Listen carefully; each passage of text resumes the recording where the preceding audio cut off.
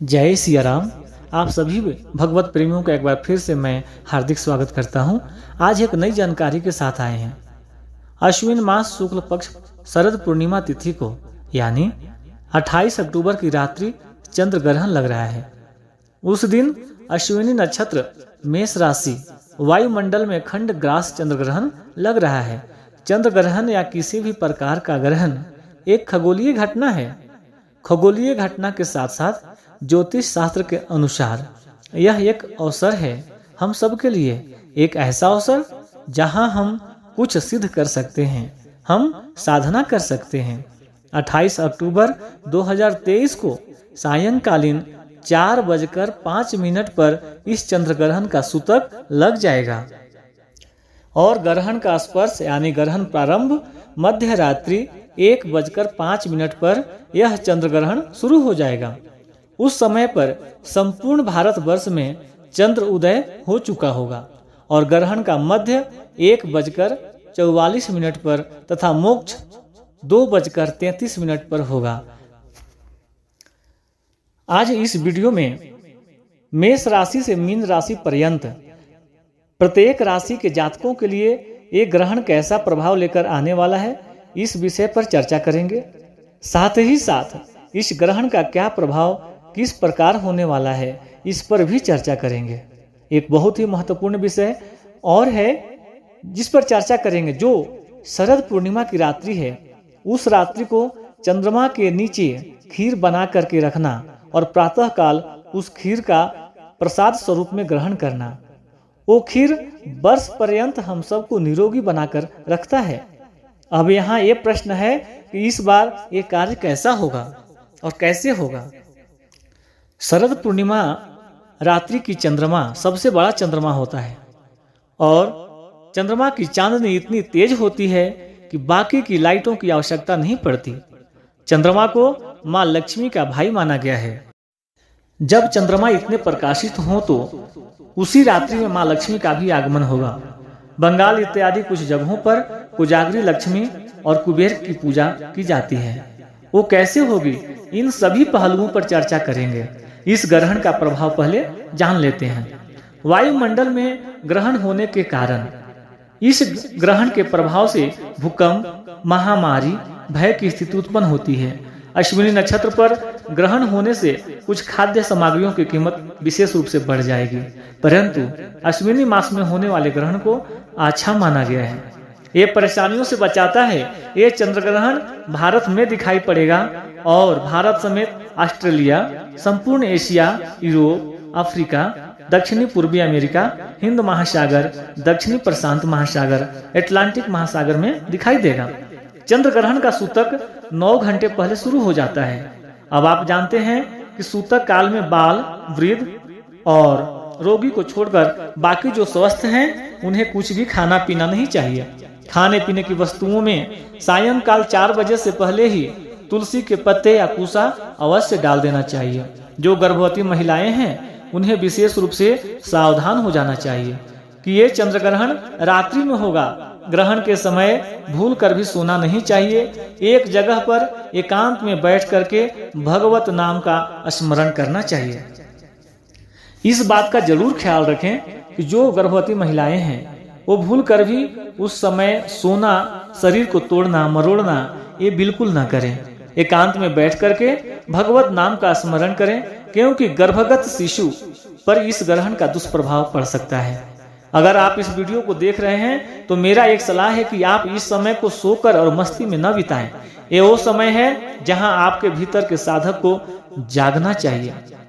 मध्य रात्रि 1:04 से 2:33 ये एक ऐसा अवसर है, ऐसा काल है जहां कोई भी साधना अगर हम पूरा मनोयोग के साथ करें तो निसंदेह उसमें हमें सिद्धि मिल जाएगी। ग्रहण के समय में अगर आपको कोई मंत्र आता है तो उस मंत्र को जपिए, नहीं आता है तो राम राम कीजिए, हनुमान चालीसा पढ़िए। अगर आपका पहले से अभ्यास है गायत्री मंत्र और महामृत्युंजय मंत्र में तो उसे जरूर जपिए। कोई न कोई मंत्रों का आप जाप अवश्य कीजिए। तो आइए अब जानेंगे कि ये ग्रहण का प्रभाव मेष राशि से मीन राशि पर्यंत कैसा रहने वाला है। तो आइए जानते हैं। सबसे पहले ये जानिए कि ये ग्रहण अश्विनी नक्षत्र पर लगने के कारण जितने भी अश्विनी नक्षत्र में जन्मे लोग हैं उन्हें भूलकर भी ये ग्रहण नहीं देखना चाहिए। मेष राशि के अंतर्गत आता है अश्विनी नक्षत्र, तो मेष राशि के सभी जातकों को ये ग्रहण नहीं देखना चाहिए। मेष राशि वाले जातकों के लिए ये ग्रहण बेहद कष्टदायक है। वृषभ राशि के जातक के लिए ये ग्रहण खर्च में वृद्धि कराने वाला है। वहीं जो मिथुन राशि के जातक हैं उनके लिए लाभप्रद कराने वाला है। कर्क राशि के जातकों के लिए सुखदायक रहेगा, तो वहीं सिंह राशि के जातकों के लिए मान सम्मान में ठेस पहुंचाने वाला होगा। कन्या राशि के लोगों को विशेष सावधानी बरतनी चाहिए, क्योंकि ये ग्रहण आपके लिए मृत्यु तुल्य कष्ट लेकर आ रहा है। वहीं तुला राशि के जातकों के लिए दाम्पत्य जीवन में बाधा उत्पन्न कराने वाला होगा। वृश्चिक राशि के लिए सुखदायक है, तो वहीं धनु राशि के जातकों के लिए चिंता बढ़ाने के लिए आ रहा है। मकर राशि वालों को मानसिक चिंता और परेशानियां बढ़ेंगी, तो कुंभ राशि वालों को विशेष लाभ होगा और मीन राशि वालों को हानि का सामना करना पड़ेगा। प्रिय भक्तों, कुछ ऐसे प्रश्न हैं जिन्हें हमको समझना है, वो क्या है आइए जानते हैं। शरद पूर्णिमा की रात्रि को कोजागरी लक्ष्मी कुबेर की जो पूजा होती है वो कैसे होगी। शरद पूर्णिमा की रात्रि को चंद्रमा के प्रकाश में खीर रखकर प्रातः काल खाने का जो विधान है वो कैसे पूरा होगा, क्योंकि सूतक सायंकाल 4:05 से ही प्रारंभ हो जाएगा। तो ये सब कैसे किया जाएगा, तो देखिए, मेरा एक मानना है कि पूर्णिमा उस रात्रि में लगभग 1:54 तक है, यानी कि अगले दिन पूर्णिमा नहीं है। तो जो भी है पूर्णिमा शनिवार के दिन ही है। तो दिन में जो पूर्णिमा के व्रत करते हैं उनके लिए तो कोई दिक्कत नहीं है। सत्यनारायण भगवान की कथा भी लगभग बहुत से घरों में हो रही हैं, तो वो कर ही लेंगे।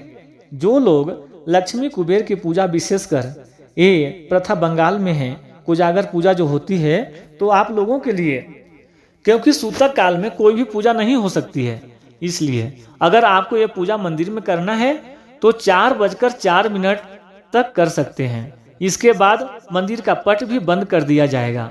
अगर आपको घर में पूजा करनी है तो भी 4:04 तक कर लेना चाहिए, क्योंकि किसी भी तरह का पूजा पाठ कर्म कांड सूतक काल में नहीं किया जा सकता है। अब बारी आती है खीर की। प्रिय भक्तों, ये वैज्ञानिक रूप से सिद्ध है कि ग्रहण काल में जो भोजन पकाया हुआ होता है वो कहीं न कहीं खराब होने लगता है, उस पर विशेष प्रभाव पड़ता है, बहुत शीघ्र गति से खराब होने लगता है। अब जरा ध्यान से समझिए कि इस रात्रि में जो खीर बना करके चंद्रमा के प्रकाश में रख करके ग्रहण करना है वो किस उद्देश्य से करना है। उसका उद्देश्य है निरोग होना, और निरोग होने के लिए हम कोई ऐसा चीज बाद में ग्रहण करें जो और विशेष रूप से रोगों का कारण बने। वैसे भी ग्रहण के बाद जो रात्रि में पकाया हुआ भोजन अन्न द्वारा होता है उसे खाया नहीं जा सकता। तो ये बात खीर पर भी लागू होगी। फलतः इस वर्ष शरद पूर्णिमा की रात्रि खीर वाला कार्यक्रम मेरे मत से लाभप्रद नहीं होगा। मैं आशा करता हूं कि आप समझ पाए होंगे। अगर फिर भी आपके मन में कोई प्रश्न है तो आप कमेंट्स करके जरूर पूछ सकते हैं। फिर मिलेंगे नई जानकारी के साथ। जय श्री राम।